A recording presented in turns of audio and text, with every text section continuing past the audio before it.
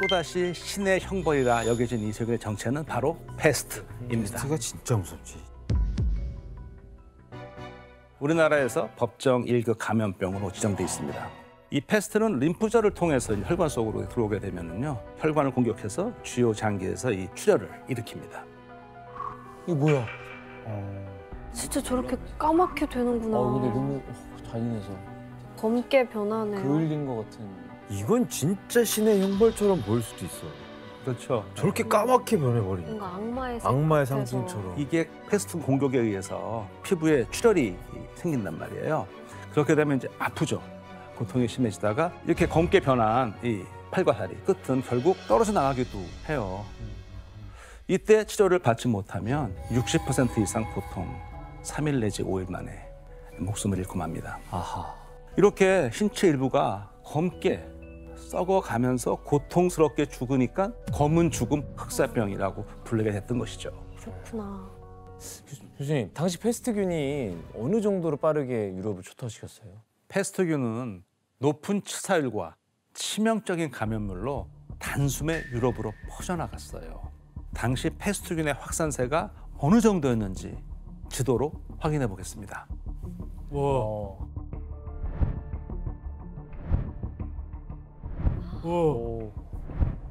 와, 1년마다 진짜 저렇게 빨리 전염이 되는구나. 진짜 빠르게 퍼졌네요. 당시 패스트균의 전염력이 어떻게 보이세요? 와, 그냥 뭐 안 간 데가 없는데요? 유럽 대륙을 다 삼켰네요. 유럽을 정복했네. 근데 이때 유럽에 패스트균이 유입된 것도 결국 또 전쟁 때문이에요. 이 지도를 보시면 1346년부터 47년 그 무렵에요. 몽골은 흑해에 있는 크림반도의 남부 무역항인 카파를 포위해서 공격을 했단 말이에요.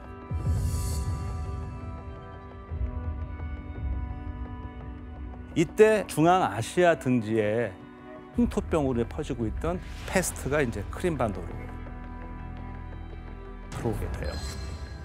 그리고 1347년 10월에 카파에 살던 이탈리아인들이 이제 대거 피해서 전쟁을 피해 이제 도망치는데 이때 패스트균이 함께 왔죠. 이후 이 패스트균은요, 이탈리아를 넘어서 프랑스, 독일, 그리고 나중에는 영국까지 퍼져 나갔죠. 단 7년 만에 전 유럽을 집어삼키는 그런 위력을 발휘했습니다. 얼마나 그 전염성이 위협적이었는지 알 수가 있죠. 그러네요. 야, 인간 멸망할 뻔했다. 그렇다면 패스트균이 단 7년 만에 전 유럽으로 빠르게 퍼지게 된 데는 그만한 또 이유가 있거든요. 네. 뭐지? 바로 주변력 때문이에요. 벼룩? 예, 패스트균은요, 숙주 없이도 흙에 살 수 있거든요. 흙에 사니까 쥐들이 다니다가 걸릴 수 있잖아요. 그러면은 걸린 쥐를 벼룩이 문단 말이에요. 그다음에 그 벼룩이 사람도 물잖아요. 퍼져나가는 거죠. 그럼 더러워서 걸리는 거 아니에요? 쥐가 많이 있고 벼룩이 많으면은 그쵸, 퍼질 수밖에 없죠. 쥐벼룩. 그런데 이 당시 패스트균이 강력한 전염성을 보인 데는 이유가 하나 더 있어요. 사람들이 걸린 사람 주변으로 모이나?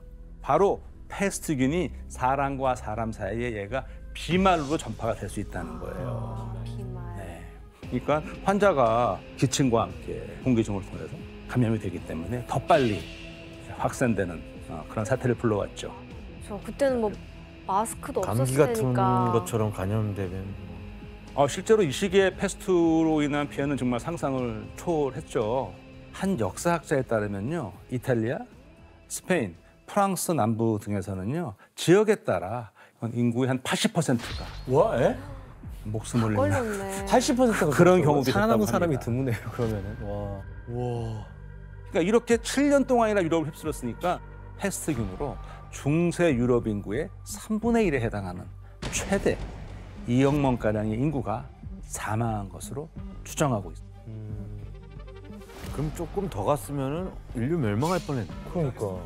예를 들면 우리 셋 중에 한 명 가는 거예요. 그렇죠. 일단 당시 유럽에는 이 패스트라고 하는 게 너무 어마어마한 피해를 입히다 보니까 이 페스트가 휩쓸고 난 이후에 이와 관련된 그림들이 굉장히 많이 등장하게 되거든요. 어우 뭐야. 와우.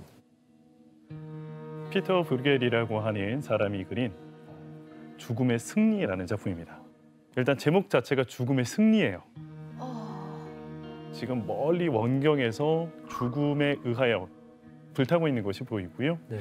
좌측 상단 부분도 죽음을 상징하는 해골이 종을 막 치고 있어요. 죽음의 시간이 찾아왔다라는 것을 알리고 있는 상황이고요. 보이네요. 아래쪽으로 내려오시면 그 혼란은 더욱더 지금 심해지고 있어요. 어서히 지금 죽음의 파도가 사람들을 덮치고 있는 것을 확인할 수가 있습니다. 와, 초토화됐네요, 진짜. 그런데 이 당시 유럽인들은요, 한센병과 마찬가지로 페스트 역시도 그 원인을 저주. 그렇죠. 역시 또 신의 분노에서 찾았어요. 기록을 한번 살펴볼 텐데요. 날카로운 죽음의 화살이 세상에 떨어져 인간을 급살하라고 명했다. 남녀노소 없이 어떤 누구도 신의 징벌을 피할 수 없을 것이다. 전능한 신의 울부짖는 창은 모든 곳을 공격했고 인류 전체에게 자비 없는 상처를 남겼다. 얼마나 좀 참담했는지. 예. 잡이 없네요. 그 사람들은 신의 노여움이잖아요. 노여움을 풀어야겠죠. 어떻게 풀까요?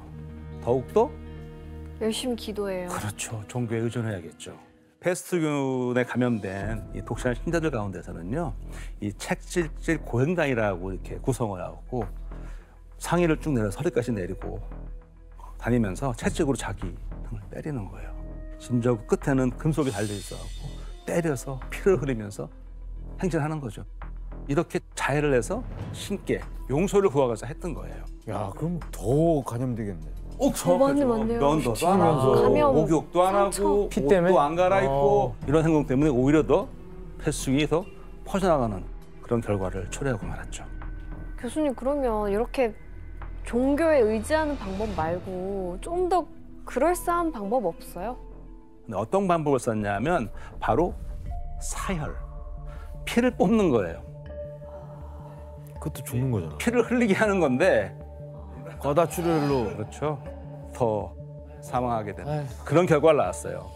우리 우창윤 선생님께서는 그때 당시 패스트 치료법으로 뭐 또 어떤 방법을 알고 계시나요? 동물 치료라고 해가지고 실제 의사가 이제 고안을 해요. 뱀을 토막내 가지고 이제 그 이제 부위에다가 이제 묶기도 하고요. 기생충의 끝판왕. 뱀을 여기 뱀. 붙였다고요? 네, 뱀을 토막내서 이렇게 이제 묶어놓기도 너무 하고 끔찍해. 그리고 대변으로 한번 좀 잘 발라보자. 대변으로 보는 거예요? 우리 어떡해. 나름의 된장 바르듯이? 분명히 나름의 논리는 있었을 거예요. 대변을 어떡해. 발라서 없애보자고 했지만 당연히 더 빨리 돌아가셨겠죠. 더 안 좋아졌겠네. 효과는 당연히 없었고 정말 더러움의 그냥, 끝판왕 예, 아니다. 그랬죠. 우리 무지가 제일 무서운 거죠. 이렇게 전 유럽을 이렇게 치명적인 피해를 입혔잖아요, 페스트가. 그런데 이게 아이러니하게도요, 중세 유럽의 패러다임을 바꾸는 아주 큰 영향을 미쳤어요. 뭐 일하는 사람들이 확 줄었잖아요. 이제 일선이 확 줄었어요. 그러면 어떡하죠? 농장주들이 일할 사람을 구하기가 어려워지죠. 네. 그럼 어떻게 될까요? 노동자들이 아, 지위가 상승하겠네요. 그렇죠. 어디를 일하겠다는 선택을 할 수 있는 기회가 오겠죠. 그래서 서서히 이제 봉건 제도가 몰락하게 되는 그런 계기가 됐고요. 또 하나 무엇보다 중요한 거는 신에게 아무리 기도해도 패스트가 끝나지 않으니 절대적이라 믿었던 신과 종교에 대한 믿음의 균열이 가게 된 거죠. 이로써 종교개혁의 불씨가 지펴지기 시작했고요. 인본주의가 시작되는 단초가 마련되었다고 합니다. 사회를 뿌리부터 바꿔놨네요. 중세가 끝났군요. 그 인간의 욕망이 불러온 감염병이 여기서 끝나지 않아요. 네. 제국주의 시대에 벌어진 정복에 대한 욕망과 이 무분별한 산업 발전의 욕망에서 비롯된 감염병이 출몰한 거죠. 이 감염병은 1817년 1차 팬데믹을 시작으로 150여 년 동안 무려 7번의 팬데믹을 일으켰는데요. 과연 어떤 병일까요? 150년? 그거 아니야? 그 콜레라. 네, 맞습니다. 은천 씨. 와. 바로 콜레라는 최근까지 있었으니. 역시 네. 어른. 콜레라인데요.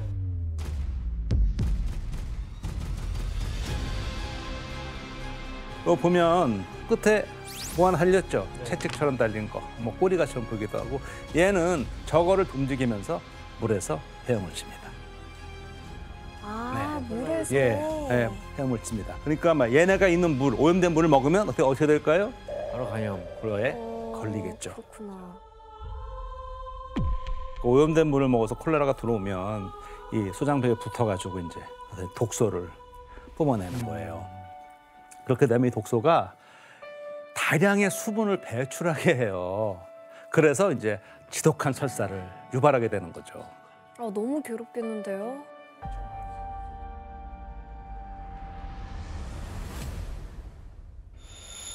아, 어떡해.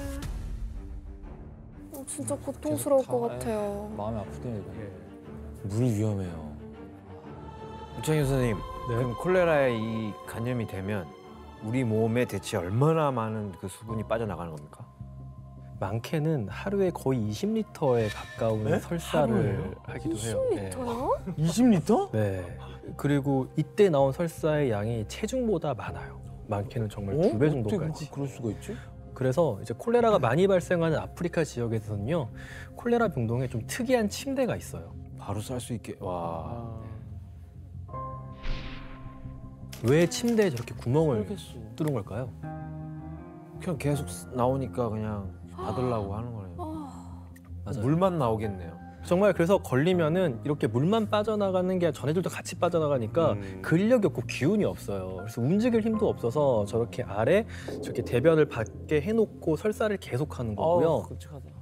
치료를 제대로 받지 않잖아요. 그러면 건강한 성인이라 하더라도 절반 정도는 사망을 해요. 그런데 심지어 노약자나 아이들이다. 못 버티겠죠. 그러면은 거의 사망하신다고 생각하시면 돼요. 전 유럽에서 콜레라가 창궐하던 시기에요. 우리가 주목해야 할 곳이 하나 있습니다. 어디일까요? 바로 미국. 영국입니다. 또 영국. 그러니까 다 자기들이 제국주의 욕망에 의해서 콜라겐을 퍼뜨렸잖아요. 결국 영국은 자기 나라까지 이제 콜레라가 확산되면서 그 부메랑을 직격탄으로 맞게 됩니다.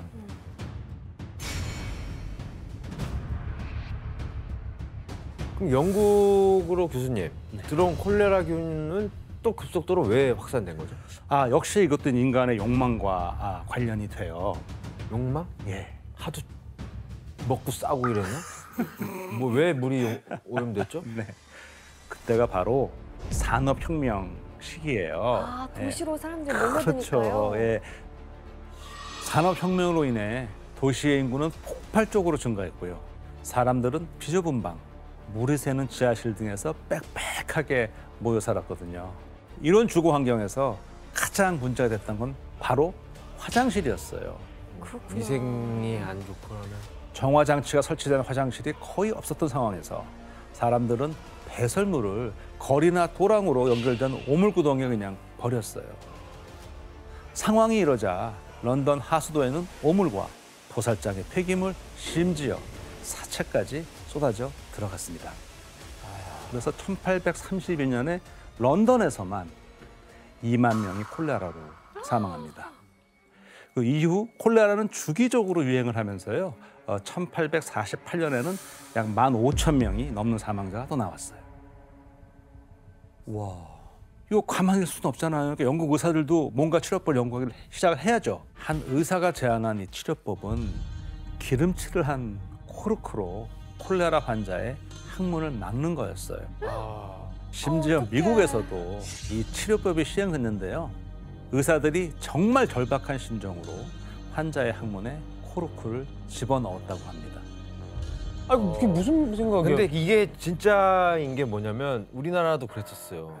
우리나라에는 옛날에 배추 꼭다리로 막는다고 막 그랬었잖아요. 진짜요? 진짜예요? 그런 말이 있었어요. 어르신들. 어느 시대에 방구 하도 끼는 놈들 있어. 저 배추 꼭다리 저거 똥꽁 틀어 막아 막 그랬었잖아요. 저희는 그 시대 안 살았어요. 근데 똥을 못 쓰면 죽는 거 아니에요? 근데 교수님 근데 상황이 이게 심각한데 심각하죠. 코르크로 항문 막는 이상한 이 방법 말고 제대로 된 방법 없습니다. 예, 그 다행히 1854년에요. 그 런던 소우 지역에서 드디어 희망의 빛이 보이기 시작했습니다. 그 당시에 이 무통분만을 개발했던 그 당시 그 최고의 마취과 의사인데요. 이름이 존 스노우예요. 이분이 콜레라 해결책의 중요한 실마리를 찾습니다. 먼저요, 그 런던 소의 지도를 쫙 펼쳐놓고선요, 사망한 사람들이 어디서 죽었는지 집을 다 표시를 했어요. 보시면 브로드가를 중심으로 이 가운데 사망자가 그냥 몰려 있잖아요. 이걸 발견했어요. 그래서 존 스노우는 야, 이렇게 몰려 있어? 근데 여기 물펌프가 하나 있네? 근데 좀 그림을 다시 보게 되면 또 이상한 게 하나 있어요. 여기 워크하우스가 있고 여기 양조장 브루어리가 있어요. 네. 근데 여기서는 그렇게 많이 안 나왔어요. 수가 그러네요? 적잖아요. 네. 이거 왜 그러지? 봤더니 여기 이 구빈원에는 거기에 자기네 자체 펌프가 있어요. 아, 양조장은 물 대신 맥주를 마시는 거예요. 그렇죠. 이 사람은 맥주를 마시는 거죠. 아, 그래서 상황을 종합해 보니까 콜레라의 원인은 한 가지인 것 같다. 바로 저 오염된 전이는 저 펌프다. 그래서 이제 더 이상 물을 이거 쓰지 말아라라고 거기 있는 펌프의 손잡이를 빼버렸어요. 그리고 그 결과 이제 그 소호 지역에서 콜레라가 잦아들었다 하는 얘기로 전해지고 있습니다. 현재 브로드가에는 이 업적을 기리는 펌프가 있습니다. 콜레라 펌프요? 네. 콜레라 펌프. 손잡이 빠진 채로 있습니다.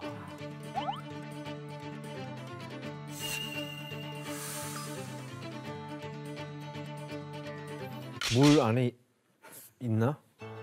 이 사건, 존 스노우의 이 조사를 통해서 인류 최초로 역학조사가 이루어진 것이죠. 그러니까 이 전파 경로를 체계적으로 추적을 한 거네요. 그렇죠.